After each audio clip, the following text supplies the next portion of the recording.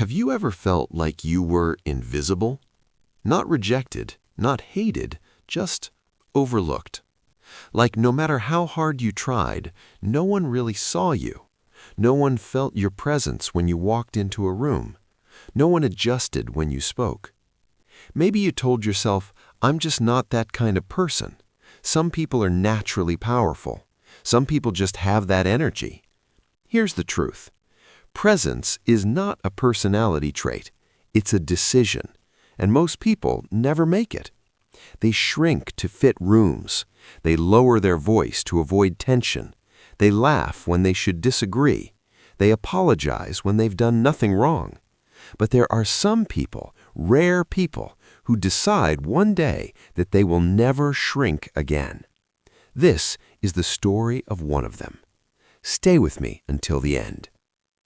In a mid-sized industrial city where status was measured by job titles and confidence was mistaken for volume, there worked a 34-year-old operations supervisor named Marcus Hale. Marcus wasn't weak, he wasn't incompetent, he wasn't lazy, but he was overlooked. In meetings, his ideas were often repeated by louder colleagues who received the credit. In negotiations, clients directed their eyes to someone else. In conversations, he was interrupted mid-sentence. He went home most evenings with the same quiet frustration. I know I'm capable, so why does no one treat me like I am? Marcus tried the obvious solutions. He spoke louder. It felt forced. He tried being more aggressive. It felt unnatural. He tried being overly friendly. It made things worse. Nothing changed. One evening, after a particularly humiliating meeting where a junior employee dismissed his proposal in front of everyone, Marcus didn't go straight home. He sat in his car in the parking lot.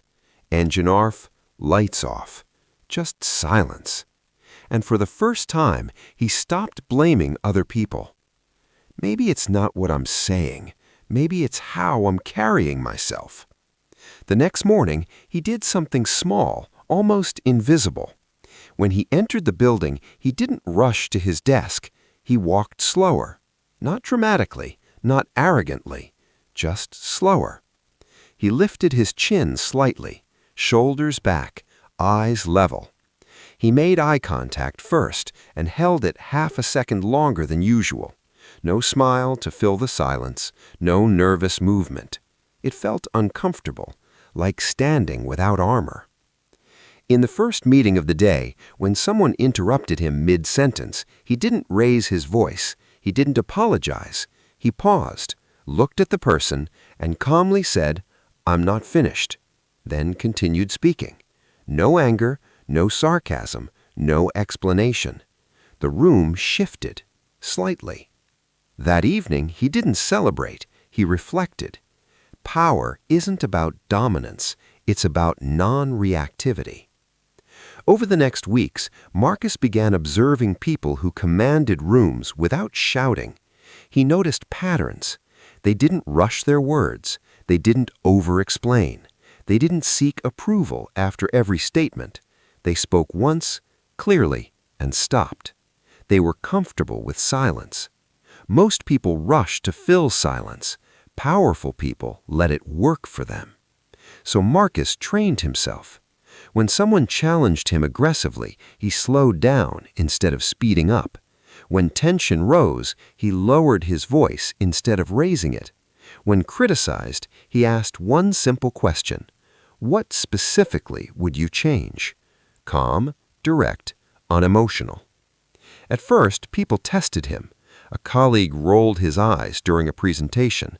Marcus stopped mid-slide. "Is there something unclear?" The colleague stumbled. "No, I just—" "Good," Marcus replied, and continued. No drama, no hostility, just control. Control of pace, control of tone, control of reaction. 3 months later, something unexpected happened. A high-level client meeting was scheduled. The company's director fell ill that morning. Panic spread through management. Who's leading? Who can handle this? Silence. Then someone said, "Marcus can." Not because he was the loudest, not because he was the most charismatic, because he had become the most stable presence in the room.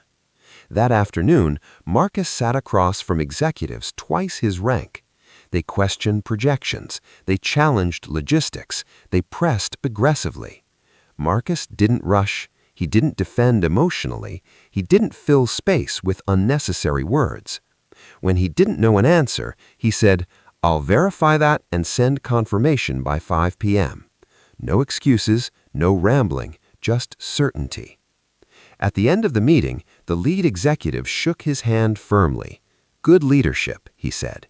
2 words Marcus had never heard directed at him before. 6 months later, he was promoted to Regional Operations Director, not because he became someone else, but because he stopped shrinking. At a company dinner, a former colleague leaned in and asked, "What changed? You're different." Marcus smiled slightly. "I stopped reacting."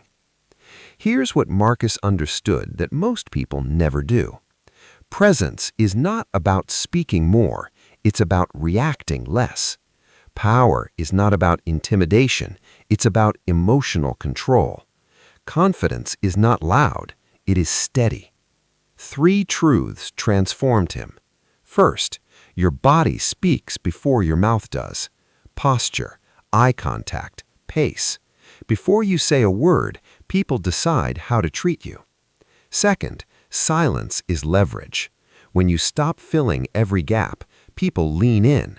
When you stop defending every opinion, people question themselves. Third, emotional control is dominance. The person who reacts first loses control. The person who stays calm controls the frame. Right now, somewhere in your life, you're shrinking. In meetings, in conversations, in relationships. You're softening your truth to avoid friction, lowering your presence to avoid attention. But here's the reality. The world does not respond to potential, it responds to energy. So starting today, do 3 things. 1. Slow down your movements by 10%.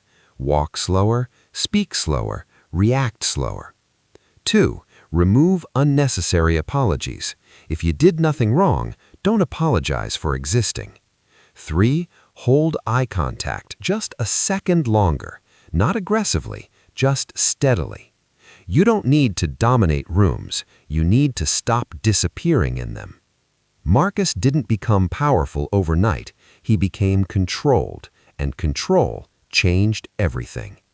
If this story made you realize you've been shrinking, share it with someone who needs to take up space. Drop a comment. Where in your life will you stop reacting and start controlling? Let's become people whose presence shifts rooms. Until next time, remember, you don't need to be louder, you need to be steadier. And when you stop shrinking, the world adjusts.